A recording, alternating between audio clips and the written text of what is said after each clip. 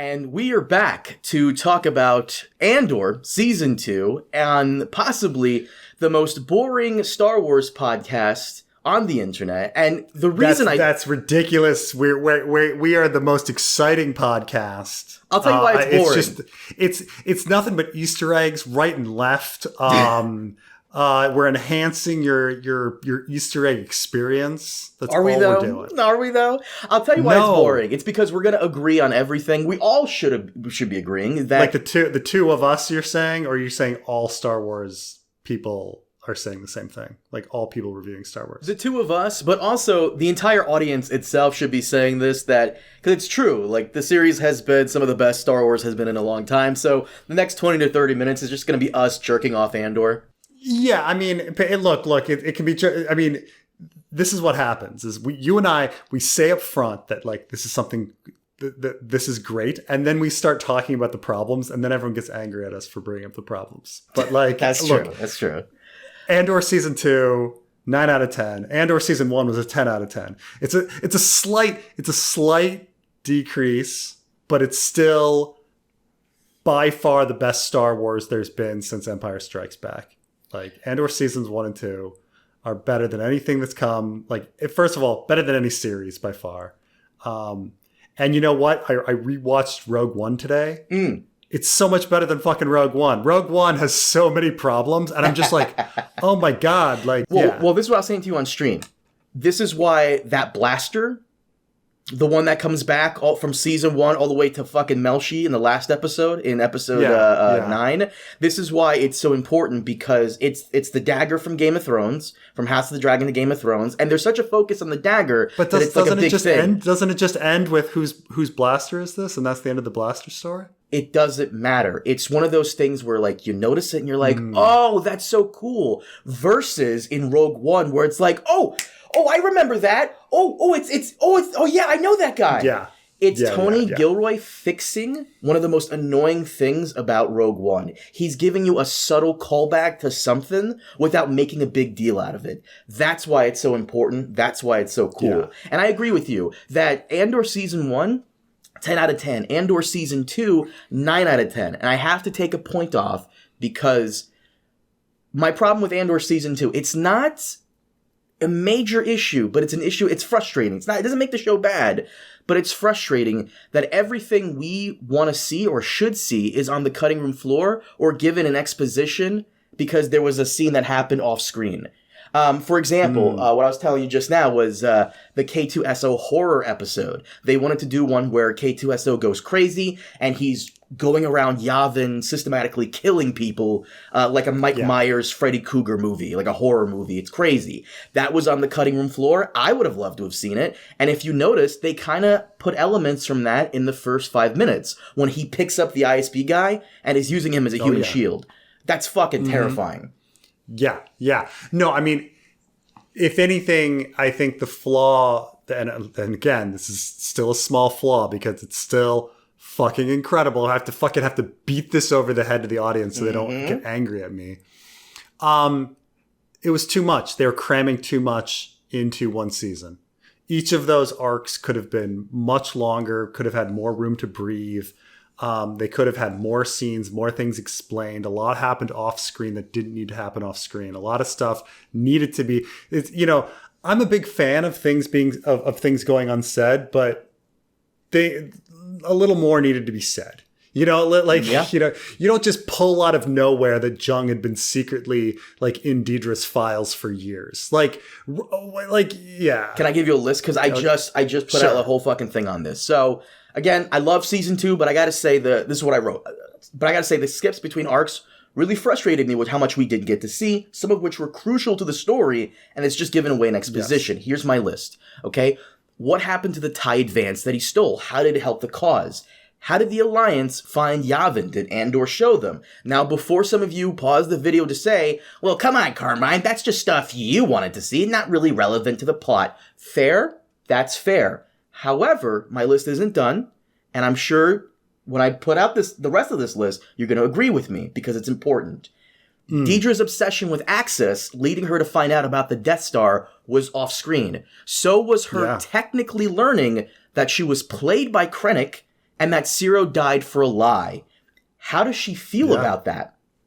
We don't see it. Yeah, I know. Preston's Bix frustration, again, that comes back into play. Bix learning about or leaning into the Force as a form of healing / religion. How does that play into it? Andor learning to trust K2 after watching him kill innocent people 24 hours before they took him in. Who are the? I would say a bit.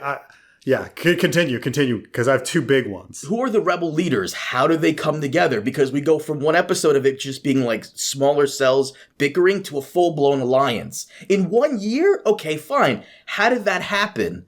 Mon Mothma's husband and children never get harassed by ISB or the Empire when the matriarch of their family just committed treason? Guys, I love season 2, but man, this needed at least one more season or several more episodes to cook fully. Yeah. And no, I should not have to buy a book or watch some bullshit video to learn this info. That's BS, and you know it. And I would say that the two essential things that I felt they needed to have some more time on was, I would say three things that they fucked up on. One, Bix getting over her trauma needed more time. Two, Cyril's attachment to Gorman. If it happened, it seemed to have happened. It seemed to have happened off screen. They needed more time for Cyril. We needed more time stewing with Cyril. And three, we needed more time with Cassian's guilt about supposedly bad things he's done for the rebellion. Oh yeah, that's a good one. Yes. Because keep in mind that like he makes several speeches about this in Rogue One, and he seems ready to quit and be done with the rebellion at some point. And he seems to have this like a lot of frustration and anger with Luthien because Luthien is making him do evil, but we don't really know what the evil is. He tries to kill Deidre, and at the beginning of Rogue One, he assassinates a dude, like an innocent guy. But like it's very, very minor when you're talking about like the guilt that he has. I got an idea. I got an idea right here because this is kind of true in real life politics as well. Star Wars, the horseshoe theory is correct. Luthen is just another side. Andor starts to realize that Luthen is just as bad as the Empire. It's like you said, the Empire and Luthen wanted the same thing on Gorman: revolution. Now, I also think that, and again, beat it into these viewers, man, these people in the comment section that are going to be angry at us. It's fucking great. 9 out of 10 show. 9 out of 10. Cinematography, the acting. The thing is, and having watched Rogue One, I'm just like, wow, the direction, the cinematography is light years ahead of Tony Gilroy's own other work. Like, it's just like, it's light years ahead. You want to know why? You want to know why? You want to know why this is the best project he's ever done? I'll tell you why. It's because he said it himself, and I'm going to quote him here. He said, "She has protected the show and protected me. When we started challenging Kathleen Kennedy, Kathy just kept saying yes. Oh, I'm going to put the first scene of the show in a brothel. Okay. I'm going to have them kill 2 cops. Okay. We want the production designer from Chernobyl. Okay. Good idea. She backed our play and got everything that we needed, that we were doing. We've been through everything, and she and I on this, all the good and all the bad. There's no show without her." And I will say this.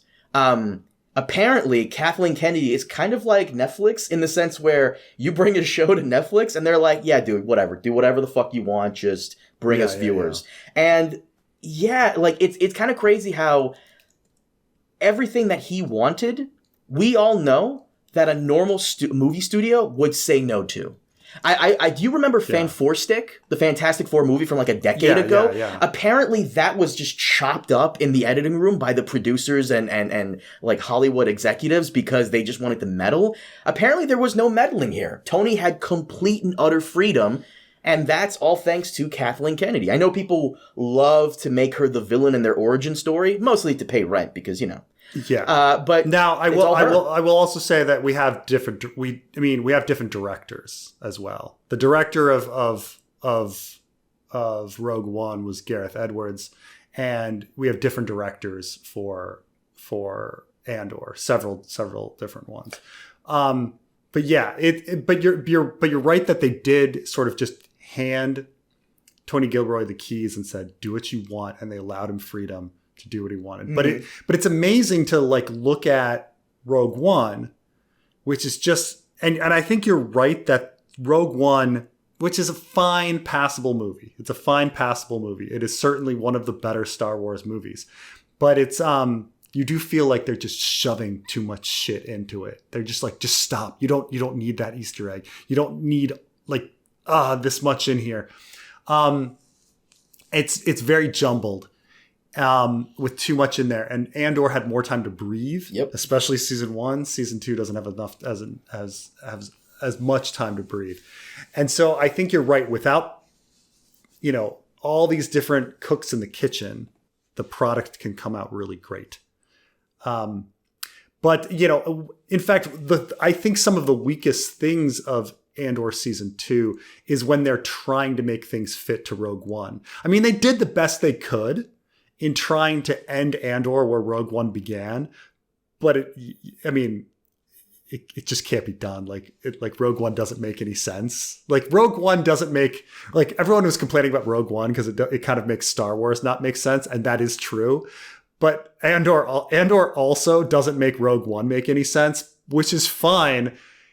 Because when something's awesome, you forget about plot holes. Like you excuse plot holes. You completely excuse plot holes when something's awesome. Like people love Terminator 2. Terminator 2 is a complete and utter plot hole, like when compared to Terminator 1, right? But it's a good movie. So we kind of like forget it. Like Andor, it's a wonderful series, and yeah, it doesn't make any fucking sense. It doesn't make any sense that there's so many scenes in Rogue One that take place on Yavin 4, and we're never seeing the Waif or Will or any of these other characters that are in Andor. They're all of a sudden just not there. They're just off screen doing something else. They're having a picnic or something. You know what Tony Gilroy should do? Tony Gilroy should totally do what George Lucas loved to do back in the day and re-release like special editions. They need to release a special edition of Rogue One where they just insert the Waif, they insert Will, all these other fucking people in the background. There's a lot of dumb stuff. Like they're like, oh, they need Jyn to talk to Forrest Whitaker because she's their only in, and it's like, don't you have Will? Like there's all these things that like now no longer make any sense. About Rogue One. Like they're like, well, we need to find this pilot to verify the story, and it's like you have the corroborating like stories from Luthien. Like this is true. Like stop it. Like so there's all this fucking shit. Because you did mention like a potential plot hole here, and I want to get to that in a minute. Someone in your comments, there's a bazillion. Someone in your comment section was saying a couple arcs back. Remember when Saw Gerrera kills the supposed spy that looks like Eric Trump, Donald Trump's son. Someone in your comment section was saying like, no, that guy wasn't a spy for the Empire. That guy was like a normal guy who just Saw is just crazy and he's paranoid. I like that better, and I like how that's a theory. Like that's good. Yeah, I love stuff like that. Yeah. So you messaged me in typical Preston fashion. I got to tell the audience this. In typical Preston fashion, he goes, yeah, so it didn't matter if Jung, Deidre, and Luthen was there. They're all pointless because in Rogue One, Galen Erso, the architect for the Death Star, sends out the Imperial pilot to tell Saw Gerrera about the Death Star. True, right? Yeah, but at the same time, this information is also important from Luthen because they really wouldn't know if this information from Saw Gerrera, who they had a purposeful scene showing them distrusting each other, they don't really know if this information from Saw is good or not. Because Saw is putting himself out there, drawing the attention from the Empire, and going crazy. No, but Cassian runs into the contact before he runs into Saw. Right. And Cassian getting he hears the news. He hears the news from like several sources. So Cassian goes and gets the information from Clea. He tries to tell them about Galen Erso. He tries to tell them about the Death Star. Yeah. And they're kind of like, it's from Luthen though. And then he goes to Tivik. From Tivik, he finds out that Saw has this crazy information. Goes to Saw Gerrera. No. He finds out from a dude who has the information before the pilot goes to Saw. No, that's not what happens. No. He murders the guy in the alley. He murders a guy in the alley at the beginning of the movie because the guy has heard from the pilot Yeah, that's what I'm saying. But that's all before they get to Saw. I thought the last scene here of Andor season 2 established that Tivik has been trying to contact Andor to go to Kafrane because there's some shit that he's got to tell Andor, and the information is... Yeah, that's the thing. I mean, the Andor does give a reason why Cassian is randomly on the planet. Mm-hmm. Like, they don't really explain why Cassian is randomly on the planet. He's just an intel officer who's talking to a contact in Rogue One. But... So they do give Cassian a reason to be randomly on that planet, because before you're just like, oh, I guess he regularly does intel runs or something. And this guy like knows about this, like he knows about this cargo pilot, and he knows about it being a planetary destroying weapon. So he's talked to the pilot. So he finds out the information from that guy, and he's like, and it's funny watching the movie because it's like Andor's like shocked by this information because it's the first time he's hearing it. And he's like, what weapon? What is it for? And you're like, dude, you literally just heard about all this. You should have been like, yes, I've heard about this, but what exactly is it? It's like you'd say it differently. You mentioned Gareth Edwards being director, and I guess Tony Gilroy had a hand in Rogue One.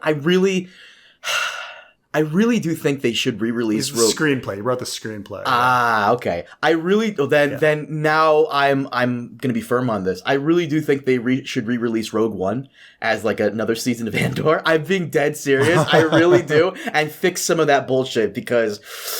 Ooh. Yeah, I mean, just redo the whole thing. I mean, obviously people's ages are off. Different actors are or at least one actor is being played by somebody else. It's fine. Like I say, like they did it the best they could, and it still worked. Like, it might have made a really bad story if they were trying to cram the pieces together and being so focused on it. And they created a compelling story and they made a nice ending to it. And the ending for Andor was beautiful. The montage, Bix catching up with Bix and his stupid fucking droid. It was a really beautiful scene at the end, and it makes you sad. You're just like, oh, that's really sad that Andor's dead. Like, he's never going to enjoy his family. He's never going to know that he had a son, like it was like a very melancholy like feeling at the end. And you're like, oh, some people took it as like hope, but I was like, I just felt bad for Cassian. I was like, oh, he never got to find out that he had a son and a family, and the kid will grow up without a dad. That's really sad. Oh, well. Let me get into the synopsis for each episode. A year following. Oh, and by the way, like, you also like, I mean, it's been, by the time he blows up in Rogue One, like, I guess he's been away from Bix for like at least over a year. So the sexual tension between him and Jyn, like, is there in Rogue One. So I guess, he can get over his breakup and have sexual attention again with a new woman. But it's like, it's funny though, because watching the two together, because you're like, he's not supposed to be having sexual tension with this woman. It's why at the very end, he doesn't kiss Jyn, he hugs her. I know, but it's like, first of all, I guess the sexual tension is real, okay? They should have kissed. Everyone watching the Rogue One knows that they should have kissed. Everyone knows that. Everyone. Yeah. There's not a single person that can watch Rogue One and be like, no, it's really great. They just hugged it out. It's like, they had fucking sexual tension the whole movie. It was like one of the good things they actually did in the fucking movie. Of course. He's allowed to have sexual tension with someone that's besides Bix. They were broken up for like a year. There's something for over a year. There's something interesting about actors who refuse to kiss each other on set, and I wonder if this is the case. Are you familiar with the Jonah Hill movie You People? Oh, no. It's a Netflix film, and it's kind of like a remake of Guess Who's Coming to Dinner. It's essentially like Jonah Hill's the Jewish and his girlfriend's black, yada yada. And at the very end, they have their wedding, and as they're about to kiss, awful CGI has like flowers coming down in place of them locking lips. As in Why? Because I guess they didn't want to kiss. The actors didn't want to kiss. So I wonder if the same thing happened for Rogue One, where Diego Luna and the one who plays Jin just didn't want to kiss. That's really weird. If you look, I swear to God, the name of the movie is called You People with Jonah Hill. No, I know, but it's like it claims it was faked with CGI, but it's like they don't have a reason. I mean, first of all, it's a stage kiss. Like, Jesus Christ, it's a stage kiss. Like, you're a fucking actor. I know. I know. One of the here's the thing. Okay, the human condition. Okay, this is the human condition. All right. If you said like, name 10 things that go into a full life. 5 things that go into a full life. Would you say that like falling in love like is one of those things? Like kissing people is one of those things? Like right. That, like that's a regular thing of the basic human condition. If you go into the field of acting, okay, which is portraying the human condition, okay, you have to be willing to do something as minimal as fucking stage kisses. Jesus fucking Christ. Like, oh my God. I know. Oh. I'm in full agreement. Let me go over the synopsis of episode 10. A year following the events on Gorman, Lonnie warns Luthen that the Empire is building a superweapon, that Didra has likely uncovered both of their identities. This is another thing. They needed to show Didra uncovering Luthen, and this is completely glossed over. Yeah. It's off screen. I hate that. Though he initially promises Lonnie his family safe passage from Coruscant, Luthen kills him to ensure his silence. As Luthen destroys the comm systems in the shop, Didra arrives and confronts him. Luthen attempts suicide and is taken, gravely injured, to a hospital as Kleya watches from afar. Interspread throughout the episode, flashbacks reveal that Luthen was an Imperial officer that defected after his unit massacred Kleya's hometown. Didra is arrested by stormtroopers for withholding information. Finding her hiding in his ship, he informally adopts Kleya, and the two begin selling antiques while waging resistance against the Empire. In the present, Kleya sneaks into the hospital and shuts off Luthen's life support systems. So I was actually keeping this as we were going through the season. Yeah. I was actually not saying anything about this, and had they not covered Luthen's backstory, I would have been very upset, because who is this guy? We know nothing about him. And in the very last arc, they go into it. Mwah! It was a beautiful episode, finally finding out about these characters. It was, and all this backstory. It's like, I wish they had many more episodes, because you think about like how fascinating Didra is as a character, and so well portrayed. Yep. And you just like keep in mind, like going from her husband dying to her in euphoria having finally caught Luthen is such an incredible jump, like, for that character, right? Like, going, and I would love to see that journey. Like, how I have an idea. They need me in the writer's room, Preston. I have an idea. She's distraught over the death of Cyril, and she wants it to mean something. Because she knows, someone was telling me, well, she and Qyburn are probably in on the Death Star plans. Qyburn is, but Didra, not really. Didra knows. Well, Didra finds out about it because she was forwarded a wrong email or something, and then collected information herself. That was so stupid. That's so bad. Yeah. This happening off screen. But it's like you could have had many episodes exploring that she's even more driven. Like, the death of Cyril makes her even more driven and makes her take even greater risks. Ooh, that's good. But the problem is that I think they said that the data was there from like 3 years ago, that she had done it like before Cyril's death and stuff, like, which is too bad. Like, she should have been driven and gone crazy about about the death of Cyril and feeling guilty about it. And she was just driven at that point to be a little reckless and break the rules. Or she was going to double down on like, she's given up her personal life completely, so she's now going to double down on trying to get ahead in the world. Holy shit. And, something. I got it. She investigates Cyril's death. She goes down to the site of where he dies. She investigates, and she sees that the blaster he has is a blaster that is known to be a part of the weapons cache from Axis, which makes her go fucking nuts. That Axis, the thing that she's been chasing for years, might have been involved in her husband's death. This has to mean... This is my idea. I'm putting this out there. His death, you're right. His death has to mean something. So she goes down, and I'm going to include the thing you said. She gets sloppy. She goes down the rabbit hole, finds out about the Death Star, and then realizes that Axis is behind the whole thing, blah, blah, blah, then goes to Luthen. Right. She's doing extra research on Gorman, searching for why Axis is there, and stumbles upon the Death Star stuff. Mm-hmm. Mm-hmm. Yeah, and the Kyber crystal stuff. That's my fucking problem with the Deidre stuff. It's all off screen. What the fuck? Yeah.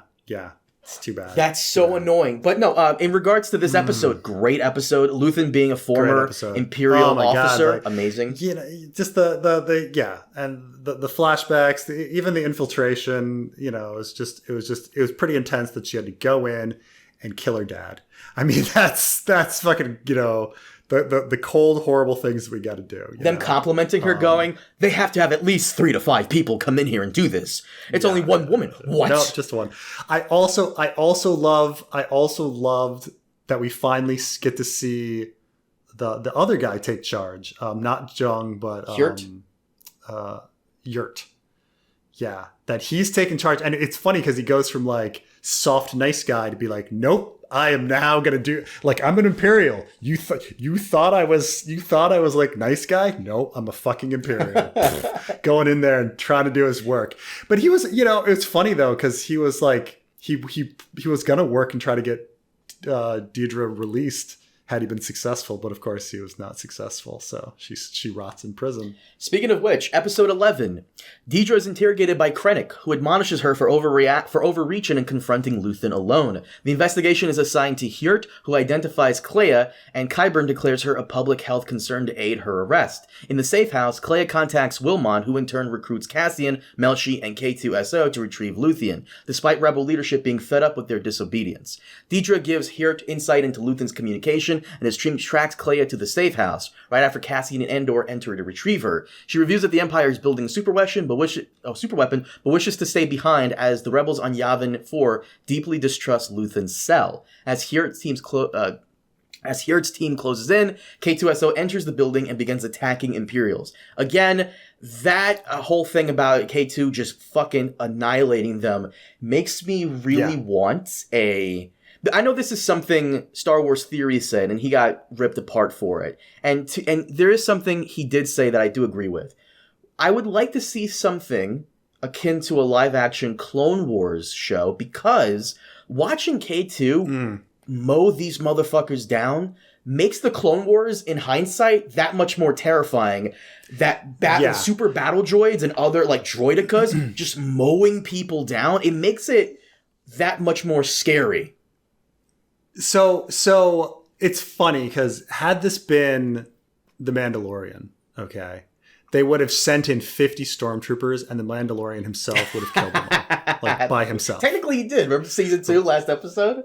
Right. Yeah. But here, what I love is that like the humans are not Supermen. So like when they sent in that squad, they were fucked. And they kind of needed the droid. Now, granted, the droid is a bit of a ex machina, you know, he comes in, but it's a more realistic ex machina than one dude like mauling down 50 stormtroopers, like having this droid come in there and just fuck everything up in a very scary fashion. Especially when we already saw them go to work on the massacre.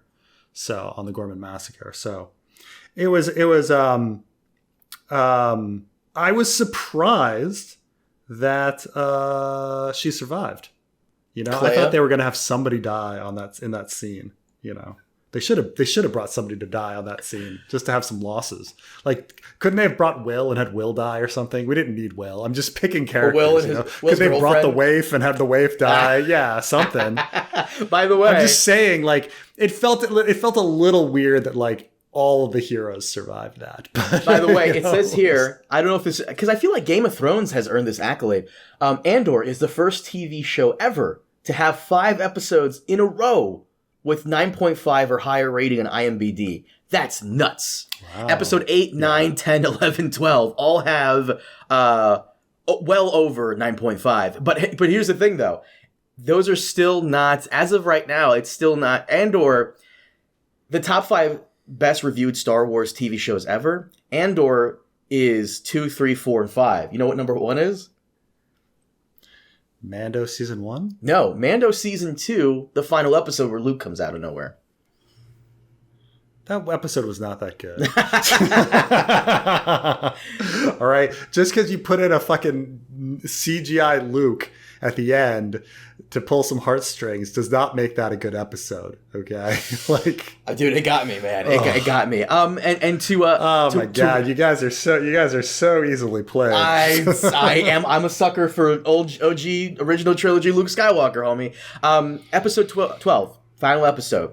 K2SO kills Hirt and his team, but Kleya is gravely wounded. Cassian, Melshi, and K2 take her back to Yavin 4, where they are grounded for their disobedience. Much of the rebel leadership, including Bail, do not trust Luthen's intel, but Mon Mothma is willing enough to hear Kleya out. Vel talks with Cassian, who convinces her of Luthen's integrity, and they both toast their fallen comrades.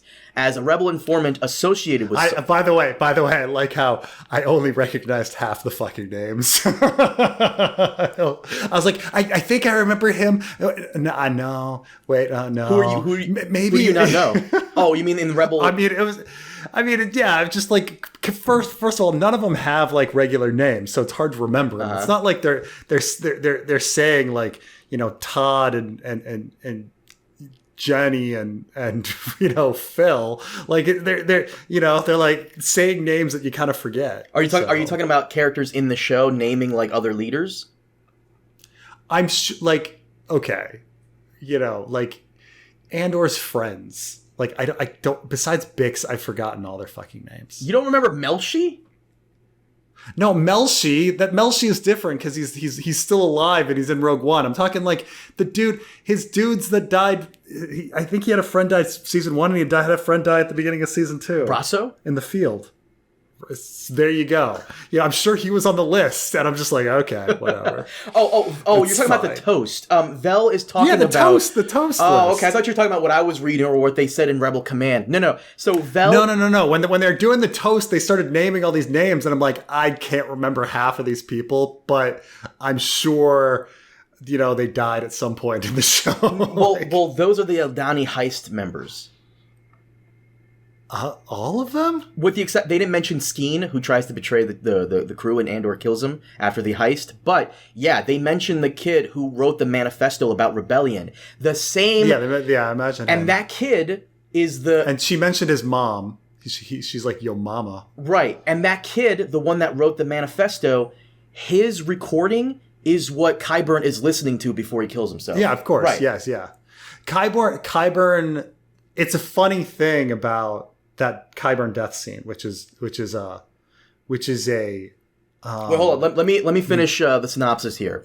As a rebel informant associated with Sauce contacts Yavin 4 begging to talk with Cassian, rebel leadership realizes the evidence is too great to be a trap and agrees to let Cassian and K2 fly to Kafrene to meet with the informant. Kleya accepts her role on Yavin 4 with Wilmon, Mon, and Vel. Qyburn commits suicide upon realizing he is to be arrested, while a weeping Deidre is imprisoned in a facility similar to Narkina 5. On Minorau, B2 Emo plays with another droid, while Bix cradles a baby as she looks wistfully towards the horizon. The fact that they didn't make Minorau Dantooine, thank you.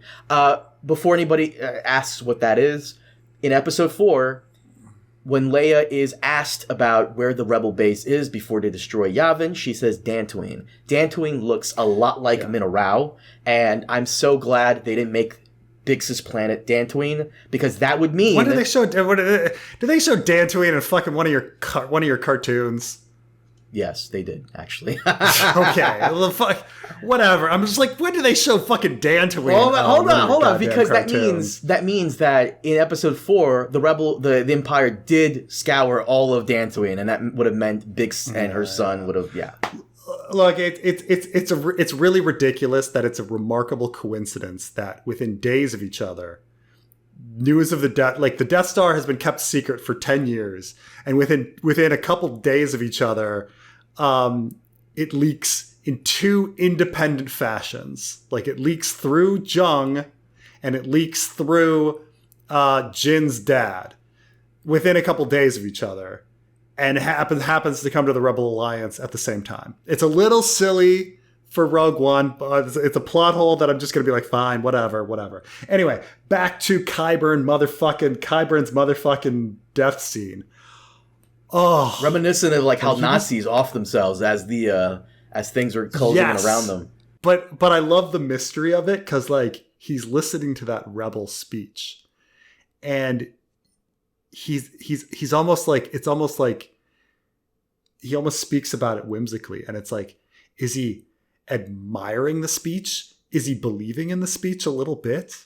Like, is he lamenting, like, this is why we've lost, and this is why I'm going to die, because this kid is actually correct? You know, like, how is he actually interpreting it?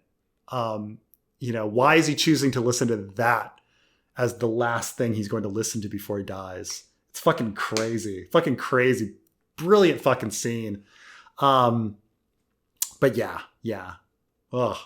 By the way, I also love how the other Imperial knows exactly what he's doing, and it's almost like a mercy thing. He's like, well, they're gonna fucking torture him or something, so I'm just gonna leave the room and let this guy commit suicide. You know, he was just like not surprised. Like the stormtroopers are like, what? And he's like, no, don't worry about it. give it a minute. Give it a minute. That scene with Saw arguing with Mon Mothma and Bail Organa, that was very important, because it shows that most of the rebel groups have joined together in an alliance, but Saw's partisans are still being crazy assholes. So I would argue that Luthen's information around the same time as Saw getting the same information, even though they're not the same. Suspicious, yes, worth checking out, but also a great coincidence.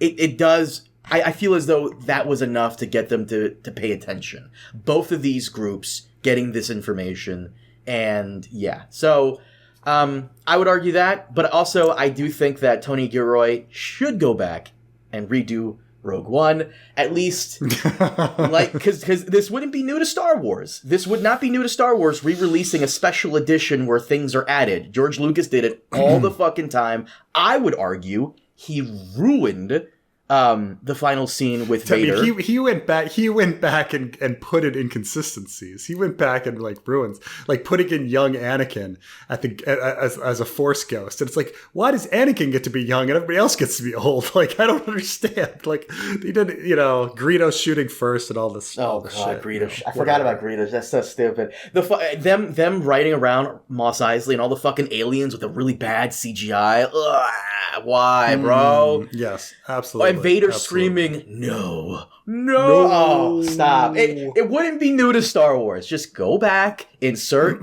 Clea and fucking Waif and Wilmot, insert them all in there in the background. It's fine. Right. You know, like when they do a celebration scene, they just have one clip of him going, yay! Oh yeah, he was there the whole time. It's like he asked for some personal leave because he has his new fuck buddy. And, that's it. She's consistently there through the years. Good on her. By the way, how hard did you roll your eyes watching Rogue One? And the guys from Episode 4 of New Hope is like, stay close, Red 5. Where are you going? I need help. This is Red 5. Oh, there's so many bad things. There's so many bad things crammed in there. Like, watch yourself. And it's like, wait. The guys from the Mos Eisley Cantina are there, and somehow they got off world right before the fucking planet gets exploded? Like, what? I know, bro. It's so...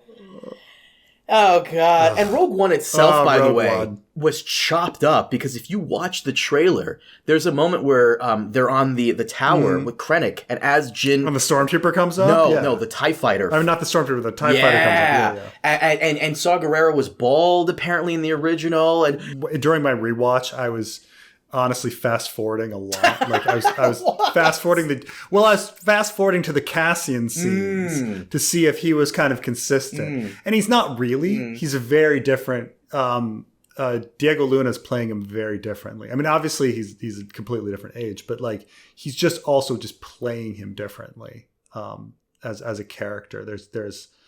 I mean, Diego Luna has become a better actor over time. Oh yeah, and so he's just not as good, but he's made a different choice on the character, which was kind of interesting to see on screen. It's crazy to see how. By the way, I know Diego Luna because I watched him in Rogue One, but before him doing Andor, I watched him as the man's name escapes me. Gallardo, I think I'm probably saying it wrong. He was in Narcos Mexico as the guy who he was kind of like. Who was the guy in the Middle East? Was it Saddam? The moment Saddam dies, or the moment Gaddafi dies, all hell breaks loose. I forgot which one. There's multiple ones. He's kind of like that, but for Mexican cartels. The moment his character in Narcos Mexico gets arrested, all the cartels go crazy and they go to war with each other, and there's all like the deaths. Oh, yeah, okay. I was like, a lot of people died in the Middle East, and all hell broke loose all the time. They were the ones keeping everything together. I could be like Nasser, Sadat, whatever, all of them. I really do. I know Gilroy said he's done with Star Wars. I know Diego Luna said he's done. Okay, fine. But that's a bargaining technique. You know what? It's the same thing with Dave and Dan in the sense where Dave and Dan were just itching to get out of Game of Thrones. They've been doing it for 10 years. Gilroy said it himself. He's been doing this for, 8 to 10 years? He did not get into filmmaking to make specifically just Star Wars stuff. He's not Dave Filoni. So I'm just saying, if somebody says, here's $20 million and you have absolute freedom again, like, at some point there's a price tag that people will accept. It's funny. You know who said the same thing and went back on it? Denis Villeneuve. Iron Man. Denis Villeneuve. Oh, him too. Yeah, but Denis in regards to filmmakers, Denis Villeneuve said, "Okay, doing part 2. That's it. I'm done. Whoever does part 3, go for it." And they're like, "Bro, we'll give you $50 million." And he goes, "You know what? Maybe we can do part 3." So part 3, Denis Villeneuve will do it. Robert Downey Jr. said he was done, and here he is. He's got to pay his bills, and this pays the bills. Yeah. I mean, what are you gonna do, right? Yeah, absolutely. Yeah, absolutely. So, absolutely.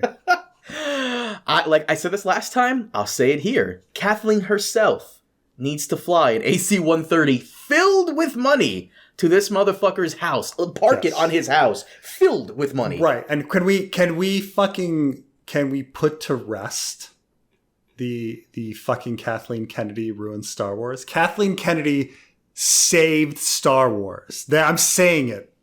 Kathleen Kennedy saved fucking Star Wars.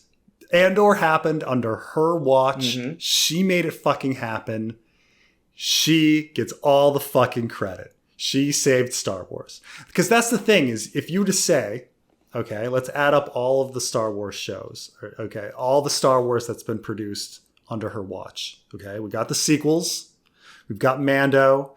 We've got Boba Fett. We've got Acolyte. We have Skeleton Crew. We've got some cartoons. And we've got like Andor.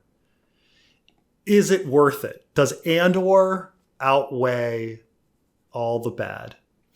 Yeah, but also it's bittersweet because now that Andor is done, now we're gonna go back to watch yourself. This is Red 5. I need help. We're probably going to go back to that shit. I feel bad. We're probably going to go back. Well, I think we're probably going to have more things like Skeleton Crew. Yeah. You know what? And here's the thing, though. If I was Kathleen, I would strive to get more shows like Andor. Because, again, I need to reiterate this.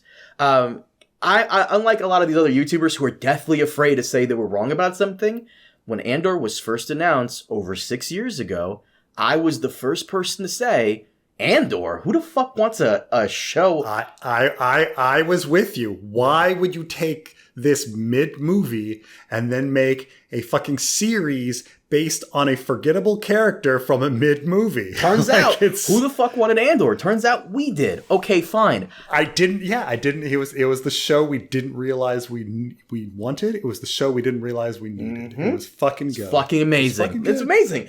Amazing cinematography, amazing acting, amazing writing. Just wonderful, wonderful fucking just sets aliens, everything looked to good. be fair, barely there wasn't any aliens. There wasn't a I know, but there also wasn't. First of all, do you know? I was watching Andor, and my wife was in the room, and when she grabs the old alien in the wheelchair and brings him upstairs, and the alien's just like I was laughing my ass off so much. I was like, this is so great, because the alien's just sitting there going like I was like. I was laughing so much. Oh man, it was brilliant. But all the aliens looked good. We didn't have any fucking CGI cringe farting aliens going ooka chukupa. You know, like, why does that feel like an actual thing from Star Wars? Like, I know you just made that line. Of course it does. Of course it fucking feels like Star Wars. Some fucking random annoying CGI thing jumping into frame and being like, akachuka takaka. You know, god damn it. You know what pisses me off the most is that George Lucas, I hate this revisionist history the grifters love to do. George Lucas would not have greenlit Andor. He would not have. I'm sorry, but he just would not have greenlit it. He wouldn't have understood it. I would love a full review from Lucas himself, because a lot of the revisionists love to say shit like, bro, Disney Star Wars sucks. George Lucas was like the greatest guy ever. Well, I'm old enough to remember, and so are you, when people were writing songs about how George Lucas raped their child. I'm saying raped because I don't want to get the video. Yeah, of course. Yes, I understand. Yeah, I understand the white. There's a whitest kid you know skit about the grapist. Yes, I'm old enough to remember when everyone hated George for the prequels, that they wrote songs about how much he fucking sucked. South Park had a whole episode about. Oh yeah, I remember that George one. And goes a little far. Right. Raping the stormtrooper. Like, guys, because here's the thing: is like I mean, people will say like, okay, the original trilogy isn't as great as you think it was, because nostalgia has made you elevate it, and like, you know, the prequels were not as bad as you thought, because, you know, you're judging them unrealistically, but like all that's true. George Lucas, though, he wasn't focused. All the things that make Andor great, that's not George Lucas's wheelhouse. It's not what he's. For instance, interesting, beautiful shots. George Lucas was not the greatest cinematographer. He was a really good editor, and he was very focused on editing. He and his wife were very good editors. And so he's thinking about like what one shot means and the interpretation of the film when you go from one shot to another. So for instance, if you show a bunch of violence and then you show a man's face, someone will go, oh, that man is looking sad about the violence. And then but if you show like children playing and then you show the same face, you'll say, oh, that man's face is, you know, feeling a longing feeling of wanting his childhood back. You know, like there's a complete different interpretation of events and feelings based on how clips are put together. George Lucas approached filmmaking from an editing perspective, and George Lucas was very good at editing, as was his wife.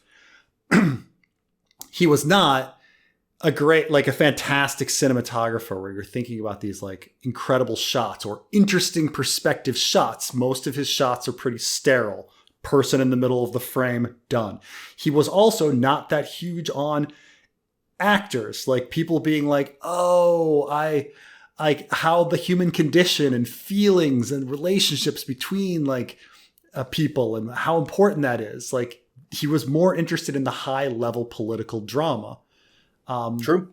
Which, you know, and there's something to that. I'm not saying that, like, I love George Lucas's work. I do.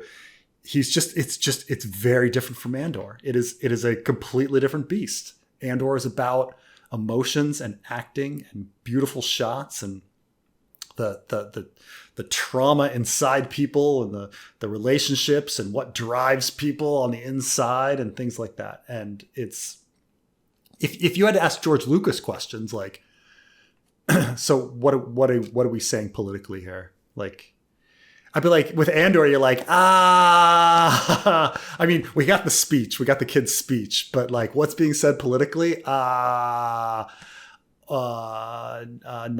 bad, oppression bad. Like, like it's not like George Lucas was making very serious political messages. That's not what Andor is taking a different approach.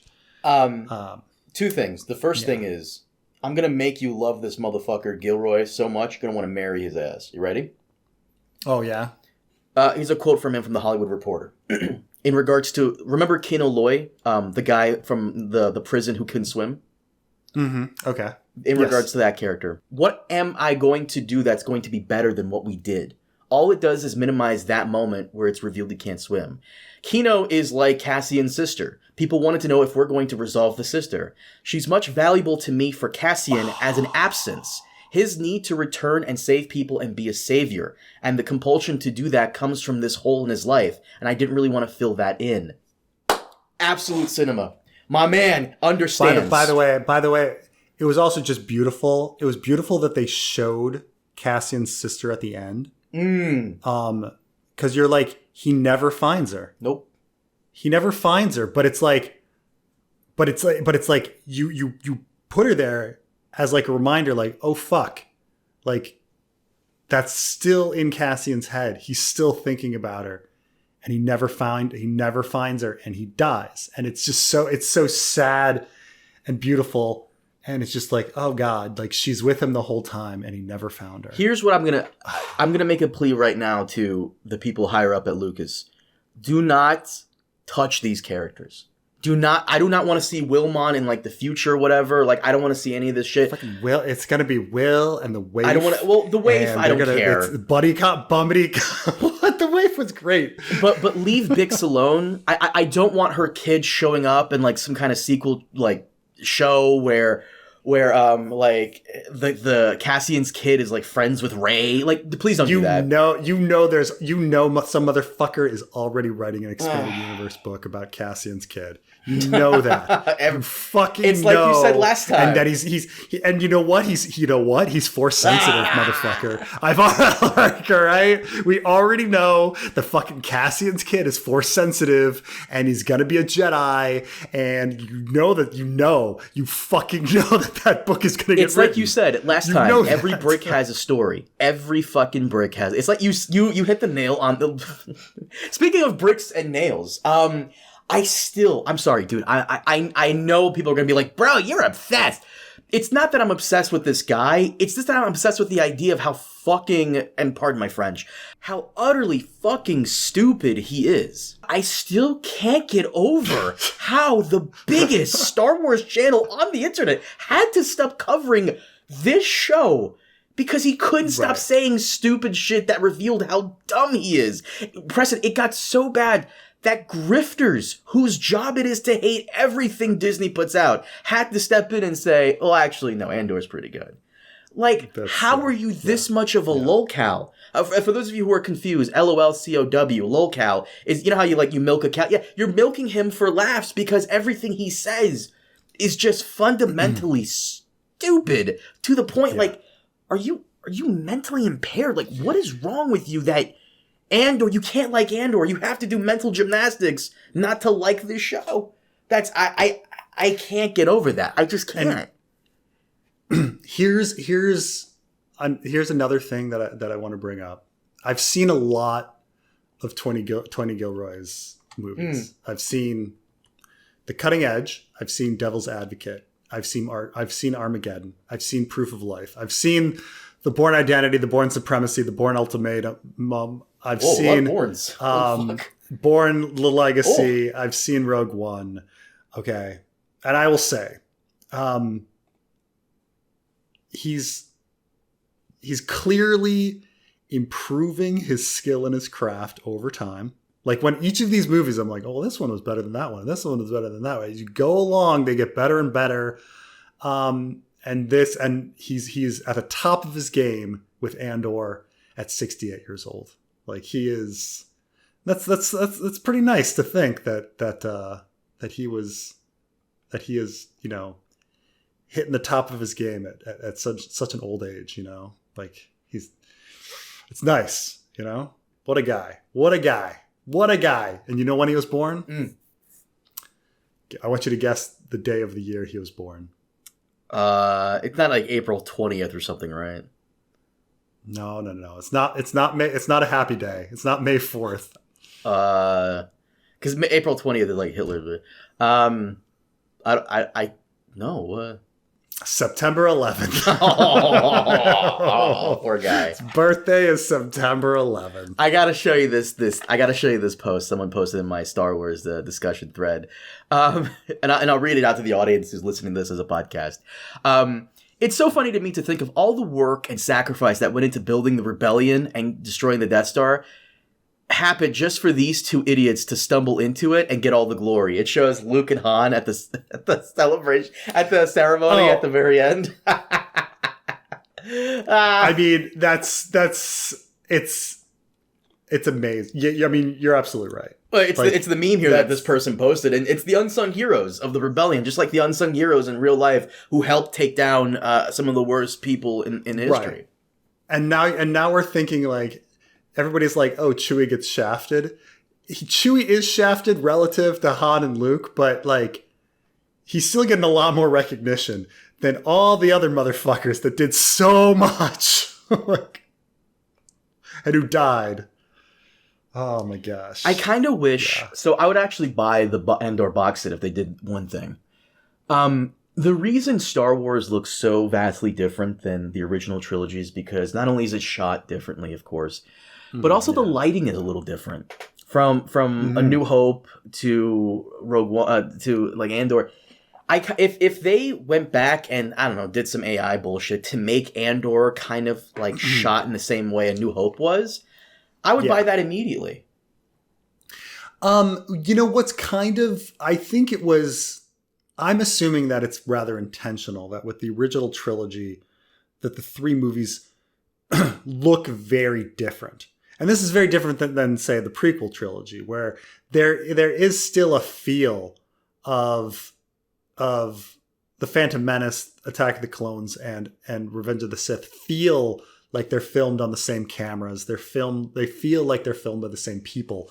While A New Hope, Empire Strikes Back, Return of the Jedi, just they feel like a completely new like set of people doing it, like, you know, just lighting wise, right? I mean, A New Hope feels, you know, like old and grainy and orange because of the desert planet, and Empire Strikes Back is dark and blues and whites, and Return of the Jedi is, you know, green and brown, and it's just very different. You know, the whole feel, their haircuts are different in each one. Han, for some reason, is frozen with one haircut and is unfrozen and has a completely different haircut. It's, you know, like it just all feels very different. So the costumes are completely kind of different from movie to movie, but Andor feels consistent all the way through. Yeah. So they did a good job on that. I'm about to make you love Gilroy even more, by the way. He just shot down the theory that Clea, Luthen's assistant Clea, is Andor's sister. He just shot down that theory. I love him even more. He's shooting down theories. Oh, I love him. I mean, we literally see the fucking actress that plays young Clea and the actress that plays Cassian's sister. I know. They're not the same girl. I agree. Jesus fucking Christ. I'm with you. I'm with you all the way, bro. I'm with you all the way. Andor, season 2, 9 out of 10 for me. Like I said, my one main issue with it is all these time skips, because there are all these very, very interesting subplots, and even stuff on the cutting room floor. Like I mentioned earlier, the K2SO horror plot, where he's going around Yavin Base systematically murdering people. Like I say, cool. is our main criticism is there wasn't more of it. Like, the portion was too small. It was so good, but the portion was too small. I wanted at least 2 more seasons of this to because the story you had was incredible and it was compelling. And besides the Bix storyline in the middle, because I thought the Bix ending was I got a little choked up there at the Bix ending. Yeah. I know that you didn't get choked up. You were just like, whatever. But I got a little choked up. I did. Like, it's sad. It's somber. And I love that they did the thing that The Wire did at the end of every season, where, we flash back to, or we flash forward to, like a little montage of where all of our characters are. Deidre being at the prison, out of all the characters in Andor that I would be okay with coming back, besides maybe Wilmon, Deidre coming back kinda makes a lot of sense. Here's the thing is, after the fall of the Empire, they're probably going to open the prisons and let a lot of people out. Mm-hmm. And who knows, like, will people remember of what Deidre did, and would she get a pardon and things like that?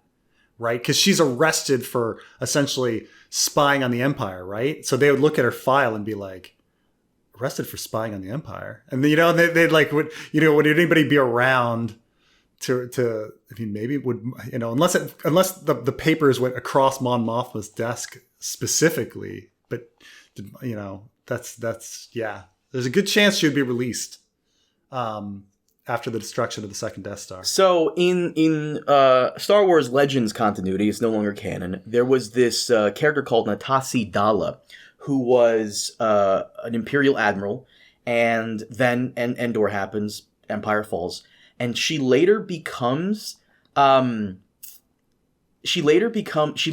for the New Republic, and she has a hand in not eliminating but outlawing Luke's Jedi Order on Coruscant. She has a hand in and having him exiled. So I could see something like that for Deidre. Right. Also, we have to remember that, anytime a rebellion like this would happen, like, not all Imperials would be arrested. It's not like the Empire, the rebels would just like come out and then like every Imperial would be arrested, because the whole government would not function. Right. You have to kind of decide who is going to be brought into the new government and who's not, right? Like, obviously, janitors, you're not going to like jail every Imperial janitor. And then you kind of go up, like, okay, like, what level? Like the secretaries? Like, what level are people forgiven? During this takeover. Like, obviously, we're scooping out the people on the top and maybe these people at the head of these intel services, but like, who's getting forgiven? And then what are you doing with all these people that were imprisoned by the Empire? I mean, I think there's a very good chance she would be released. Very good chance that she would be released. Like I said, her coming back, I could see that. Wilmon coming back to some extent, I can see that. But in regards to like Cassian and Bix, leave them alone. Like, please, don't bring back Kino. Don't bring back Cassian's sister. Like, don't touch that shit. Clea, if you want to bring Clea back. First of all, remember this podcast because I fucking guarantee Cassian's kid is going to be written in some book, in some piece of fiction, and he's going to be fucking Force sensitive. Okay, that's just like. And you know how he's Cassian's kid. You know how he's Cassian's kid. His name's going to be Cassian too. You think it's going to be like Cassian Andor Jr.? I think what's going to end up happening in very clever, Star Wars thinking they're clever, is Rey or Finn is going to meet this kid, and they're going to be like, thanks, but who are you? I'm Cassian. There it is. Or they'd name it like, who is like one of their best friends. They could name him like somebody that Bix and Cassian both admired that died, like one of their dead friends. Like Brasso? I don't know if I would like name my kid Brasso. Brasso. Well, which one was her ex-boyfriend? Yeah. I don't think so. I think he's out. Not her. So maybe Rasso, yeah. Rosso Andor. That doesn't flow. Oh man. Oh, this show is so good. And now, by the way, so series of shows that are coming out next. So far, it's the only show I think that's been confirmed right now for next year, Star Wars related, is a Darth Maul series, not live action, a Darth Maul series. And Darth Maul has been a very interesting character. I think they handled him very well. I hated his cameo in Solo, But I think that in terms of cartoons, I think they handled him very well. Preston, I have kept you on for too long. Do you mind if we wrap it up here? Sounds good. Guys, thank you so much for joining us. As always, we'll see you all next time. Have a good one.